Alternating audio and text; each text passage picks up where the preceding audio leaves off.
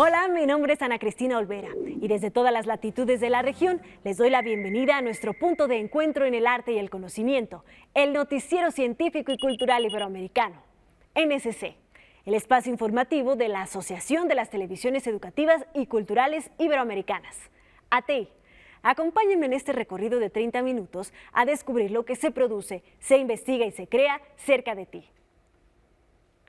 Aunque pareciera una simple característica más de la naturaleza, el sonido adquiere una importancia muy especial para los seres humanos. En la vida diaria nos sirve para comunicarnos de manera eficiente y recibir múltiples mensajes sobre el estatus de los otros. Pero también nos dice mucho sobre las cosas, como su permeabilidad, viscosidad o incluso si se encuentran en movimiento. ¿Qué nos ha revelado el sonido de Marte? El Perseverance, la misión más ambiciosa enviada a Marte, aterrizó hace poco, más de un año. Y envió esto. Viento, el primer sonido que escuchamos del planeta rojo. Ahora han analizado 5 horas de grabación, incluidas las del láser del rover partiendo rocas. Y han descubierto que el sonido viaja a 2 velocidades. El tener una atmósfera fría y muy tenue de dióxido de carbono, lo primero hace que el sonido se atenúe mucho antes. Pasar de los 8 metros cuesta mucho. Y además, los sonidos más graves, que son los que tienen menos energía, lo tienen más difícil. Sonidos agudos nos llegan antes y un momentito después nos llegan los sonidos más graves. En otras palabras, Sinatra sonaría así. Mientras que en una canción de Rosalía lo que al principio parecería un efecto sonoro más, yo me transformo, me capto de drag queen. Con el paso de los segundos terminaría en una cacofonía ininteligible. Yo me transformo. Pero mientras solo existan los sonidos del Perseverance trabajando con rocas, el descubrimiento contribuirá a saber si hubo vida. El sonido que produce nos puede ayudar a obtener la dureza y eso nos permite relacionar esa combinación de átomos con un mineral determinado. Eso nos permite conocer si hubo actividad de agua. Conocer la atmósfera marciana también contribuirá a que las misiones tripuladas dejen de ser ciencia ficción en un futuro. Con el telescopio espacial Hubble se han observado aproximadamente 1 millón de objetos. En comparación, el ojo humano tan solo puede ver unas 6.000 estrellas a simple vista. Las observaciones de este telescopio, unas 500.000 fotografías, ocupan 1.420 discos ópticos de 6.66 gigabytes. También es uno de los instrumentos que han propiciado cientos de miles de investigaciones científicas. Ahora nos permite ver la estrella más lejana que se haya podido observar.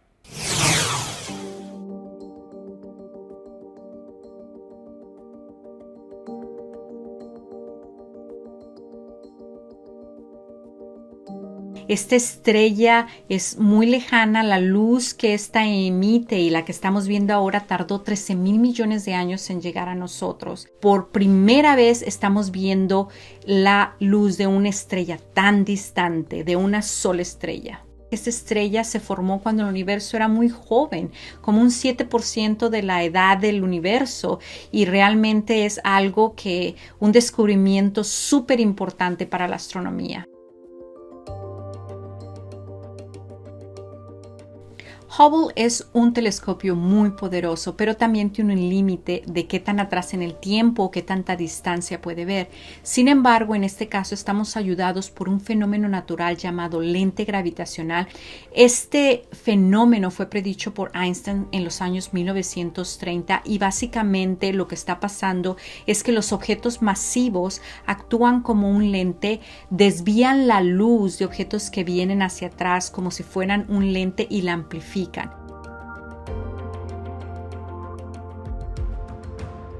Como Arandel se formó cuando el universo era muy joven, podemos aprender cómo eran las estrellas en esa época y cómo han evolucionado con el tiempo. Sí, el telescopio Hubble tiene 32 años, pero sigue funcionando perfectamente. Y la evidencia de esto es esta imagen tan interesante. Hubble tiene varios instrumentos muy poderosos, los cuales siguen dándonos una ciencia increíble y esperamos que siga funcionando de la misma forma por muchos años más. La gastronomía de cada una de las regiones del mundo nos habla de la cultura de los pueblos a las que pertenece. Y es que además de proporcionarnos sabores deliciosos y platos únicos, la tradición culinaria puede hablarnos de forma indirecta sobre costumbres y estilo de vida. Esta expresión cultural también da cuenta del mestizaje y las migraciones. La andina es una de las más apreciadas en todo el mundo.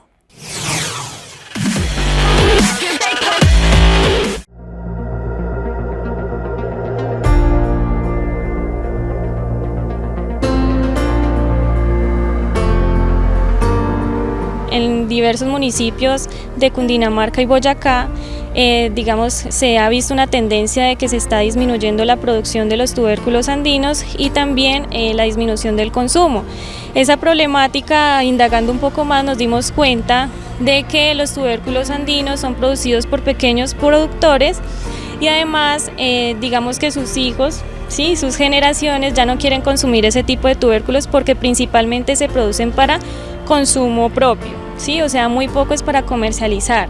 Entonces, si ellos mismos ya no lo consumen, pues ya va disminuyendo la necesidad de cultivarlos. Entonces se ha visto esa problemática y que además también se identificó de que no hay una transformación más allá del cocido boyacense o las preparaciones tradicionales que ya conocemos. Nuestro catálogo se está consolidando mucho desde que nació el proyecto editorial de la Unión Agustiniana. Este libro lo recibimos en el 2019 y cuando lo recibimos lo pensamos básicamente para que llegue a estos eventos internacionales. Es un libro de gastronomía y como editora, digamos, ya yo tenía conocimiento de estos espacios, de estos premios y lo pensamos para eso. Decíamos en un principio como, bueno, ¿qué tal si esperemos que la evaluación salga bien? Esperemos los resultados de los evaluadores y decidamos si el libro vale la pena que esté en esos espacios internacionales. Fue muy interesante pensar en cómo organizar un libro con ese tipo de contenidos en el que el centro sean unos productos que no suelen ser como muy apetitosos o no muy reconocidos en la cocina por fuera de la cocina tradicional. Entonces era cómo intentar vender este tipo de contenidos a personas jóvenes, cómo llegamos con este tipo de contenidos, con estas recetas, con esa preocupación también que teníamos sobre necesitamos que las personas se interesen más en estos productos. Pues creo que fue una oportunidad de decir cómo acercamos estos tubérculos a una población que normalmente no estaba muy relacionada con ellos. Para las partes internas del libro queríamos un concepto minimalista en el que todo se centrara en el tubérculo, por eso en fotografías un poco más oscuras, por eso en que toda la luz se encuentra en el producto en específico. Era un producto el libro queríamos llevarlo a una población más joven y sabíamos que teníamos que traerlo con esta parte artística de la fotografía que llamaba muchísimo la atención. Teníamos que ser atractivo un cocido boyacense que normalmente no se ve muy estético, ¿sí? O en esta mirada estética que manejamos hoy en día. Entonces, este era como un gran reto, hacer productos o fotografiar productos que no suelen ser muy atractivos o estéticos para que llamaran la atención para incluirlos en la cocina, para poder experimentar con ellos. La fotografía estuvo a cargo de una empresa de 3 jóvenes que se llama Sobremesa. Cabe destacar que es un libro que cuando miramos en general los libros de recetas, este es un libro que no es solo un recetario, ¿no? Partiendo de ahí. Que además en las últimas páginas del libro vamos a poder ver las diferentes tablas nutricionales para que la persona sepa qué le está aportando cada una de las preparaciones, que por lo general no lo vemos en los libros de recetas. El libro en impreso está disponible en la tienda Unión Agustiniana. Tenemos también un convenio con una librería externa que se llama Redbooks, que a través de ellos también hemos logrado gestionar que nuestros libros se encuentren en librerías tan importantes como la Librería Nacional o el Fondo de Cultura Económica. Allí también lo pueden encontrar. En la Feria del Libro también lo vamos a tener en impreso. En digital está restringido porque es un libro que también lo pensamos de manera más comercial. Sin embargo, nuestra página web pues aloja todo el catálogo editorial y sobre todo los libros resultado de investigación se pueden leer de manera gratuita, se pueden descargar y se pueden compartir. Esto lo pueden encontrar en editorial.uniagustiniana.co en la pestaña de catálogo, ahí aparecen todos los textos que hemos publicado y la mayoría de ellos están en acceso abierto.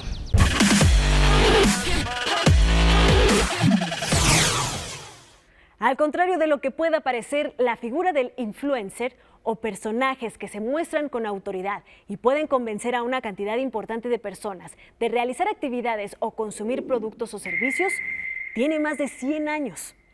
Así se ha tratado a lo largo de la historia de líderes religiosos, atletas, artistas, activistas y hasta políticos. En la actualidad los podemos encontrar en las culturas más insospechadas. Los menonitas son famosos por ser una comunidad religiosa que vive sin las comodidades de la sociedad moderna. Los hay que rechazan el coche e incluso la electricidad. Pero aunque parezca difícil de creer, también hay menonitas influencers. Este es el caso de Marcela, o también conocida en TikTok como menonita mexicana. A sus 30 años de edad ya acumula más de 350.000 seguidores interesados en sus vídeos en español sobre la vida de los menonitas en el norte de México.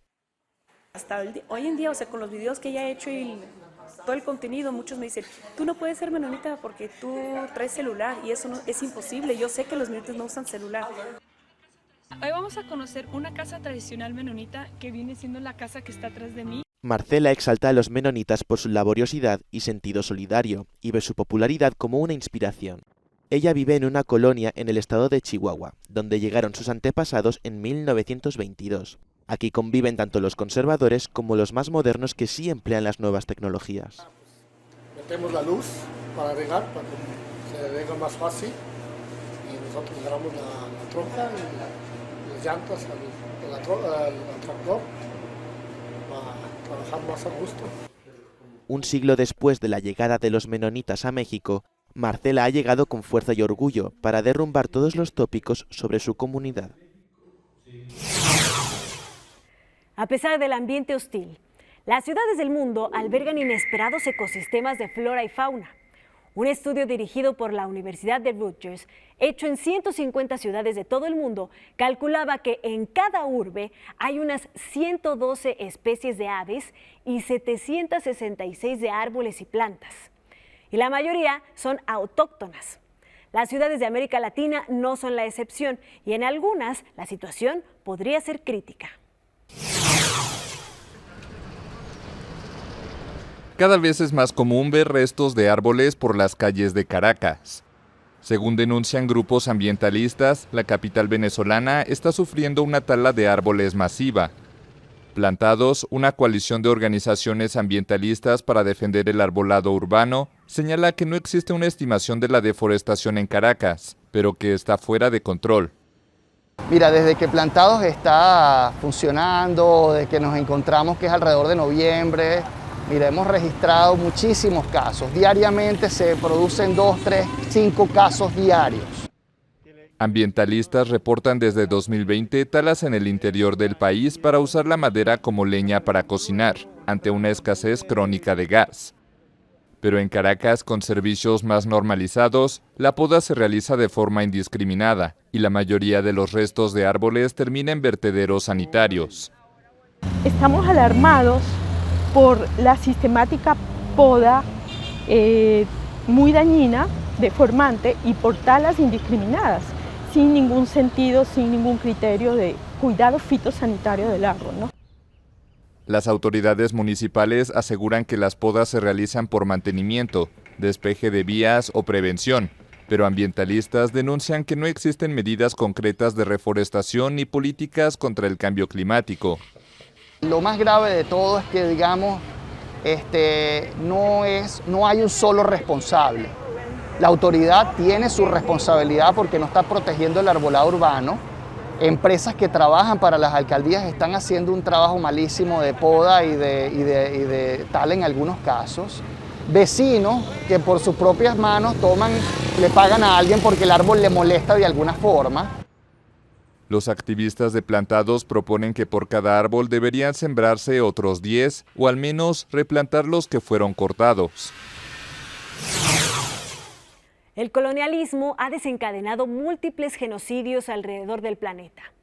Bajo el pretexto de evangelizar o de llevar modernidad y desarrollo a una población, se han cometido crímenes atroces en comunidades autóctonas. La fotografía pretende dar un mensaje y un testimonio para hacer justicia en estas situaciones y evitar que se sigan perpetrando. El día fue lluvioso, la tierra parece húmeda, unos rayos de sol intentan abrirse paso y el arco iris rompe el fondo aportando algo de sosiego a una estampa desasosegante. Cada cruz señala el lugar donde apareció muerto un niño o una niña. Cada cruz con un vestido naranja, alumbrado por ese sol escurridizo. Cada vestido como una bandera detenida en el viento. Niños y niñas indígenas que fueron sacados de su comunidad, de sus casas, arrancados a sus familias para entrar en uno de los numerosos internados que se pusieron en marcha en Canadá, con el objetivo de borrar su cultura indígena y reeducarles, y que fueron maltratados física y psíquicamente. Según el jurado, esta imagen, realizada por la fotógrafa Amber Bracken y publicada en el New York Times, sirve para mostrar los efectos devastadores de la colonización, no solo en Canadá, sino en cualquier rincón del mundo. Lo atroz de imponer un modo de vida sobre otro, una mentalidad sobre otra, una forma de entender el mundo sobre otra, sin respetar los orígenes ni las raíces. El internado de Kamloops se fundó en 1890, estuvo en manos de la Iglesia Católica hasta 1969. El gobierno lo cerró para siempre en 1978. Entre las causas de muerte de estos 215 críos en este internado y miles más en otros, está la tuberculosis, la congelación al intentar escapar y el suicidio al no poder hacerlo. Es la primera vez en 67 años del World Press Photo que no hay presencia humana en la imagen ganadora. No hay personas en la fotografía, pero sí que la habitan muchos monstruos.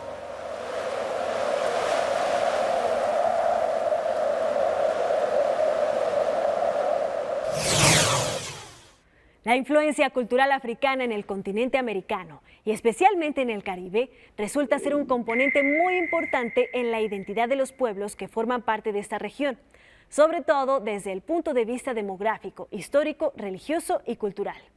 El cine también intenta dar cuenta de ello.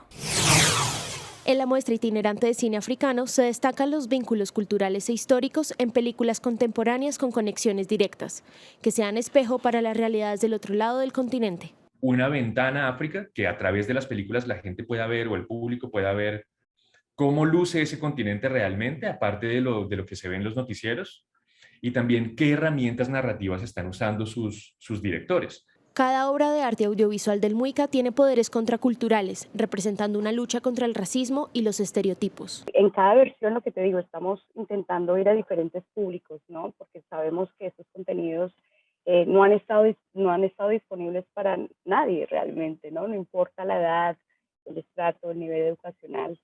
Este cine busca ser una ventana que toque diferentes periodos y géneros con el fin de resaltar su poder como herramienta política y de identidad, bajo la dirección de artistas que le apuestan a narrativas locales. El poder que tiene el cine, la televisión y los medios para nosotras es demasiado poderoso, porque la representación hace que nuestras futuras niñas y niños crezcan seguros de su identidad y de su historia, porque la historia de África no inicia con la esclavitud.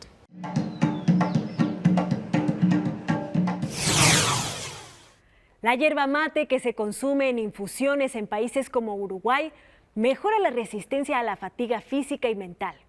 Funciona como diurético y laxante suave. Proporciona mayor energía y vitalidad. Es fuente de minerales y vitaminas como lo son el sodio, el potasio, el manganeso, el magnesio y las vitaminas B1, B2, C y A. ¿Qué pasaría si se prohibiera? Un cineasta se lo pregunta. Ni bombardeos ni robots que toman las calles. El Uruguay de un futuro distópico tiene una sola pesadilla: que se prohíba el mate. Apocalipsis con el que una película tan cómica como absurda apuesta a tocar la fibra más sensible de un país relativamente adicto a la típica bebida. Pablo Abdala, uno de los directores de Mateína, habló sobre el concepto particular de la cinta. Nos gustó mucho jugar con esa idea de qué haría la gente, pero claro, al ser el mate y en un pueblito, está todo ambientada, Mateína está toda ambientada fuera de Montevideo y fuera de cualquier ciudad, es toda en el interior, ¿no? Y entonces en un pueblo, y al ser el mate lo prohibido, nos parecía muy como lindo y muy rico la situación de que los veteranos de pueblo iban a a pegar yerba, digamos, como si fuese una palanca de porro, ¿no? Tras un proceso de montaje que resultó más largo y complejo de lo esperado, porque fue difícil descartar hasta escenas enteras, la road movie o película de carretera, que tiene a la dupla de Moncho y Fico como protagonistas, llegó este marzo a las salas uruguayas para un encuentro con el público que Abdala califica de milagro. Que una persona de un pueblo chiquito como es La Cruz vaya al cine, vea la película, le guste la película, se sienta identificada con la película y te lo diga así como re emocionada, y viste, es como una, ya está, ¿no? Es como que está pronto. Para el director esto es así porque en tiempos en que el cine es visto más y más a solas desde alguna plataforma, la experiencia de las salas es tan extraña como valiosa. En esa línea y tras asistir a varias funciones en diversos puntos de Uruguay, el realizador expresa que ya la gente se está adueñando de la película y relata que, por ejemplo, un espectador lagrimeó al sentir que la historia le recordaba una situación vivida en tiempos pasados. Un tipo se puso a llorar, ¿viste? Hablándonos a nosotros, porque él había conectado con una cosa que tenía que ver con la dictadura y con unas cosas que a él le había tocado vivir, a él en primera persona. Entonces esas cosas, y esto estás hablando de una comedia absurda, pero que claramente tiene un montón de paralelismos que nosotros buscamos que podían funcionar o no, y por suerte, por lo menos para un grupo de personas está funcionando. Entonces está buenísimo lo que está pasando. La película es una coproducción con Argentina y Brasil y cuenta con la actuación de Diego Licio, Federico Silveira, Chiara Jurcade y César Troncoso, entre otros. Durante los años 30, 6 años antes del descubrimiento de la fisión y solo 7 meses después del descubrimiento del neutrón, el físico Leo Szilard concluyó que era posible llevar grandes cantidades de energía mediante reacciones neutrónicas en cadena. Esta idea sería la base del origen de las armas nucleares, que han devastado al mundo y que aún en la actualidad tienen en vilo a poblaciones enteras. En Suiza no solo hay chocolates, relojes y bancos, la existencia de innumerables búnkeres y refugios nucleares con capacidad para albergar a todos los habitantes del país ha pasado de ser una peculiaridad helvética a convertirse en una decisión estratégica que llama la atención en el contexto de la invasión rusa de Ucrania. En la actualidad este sistema de refugios tiene sentido, dice esta responsable de seguridad civil.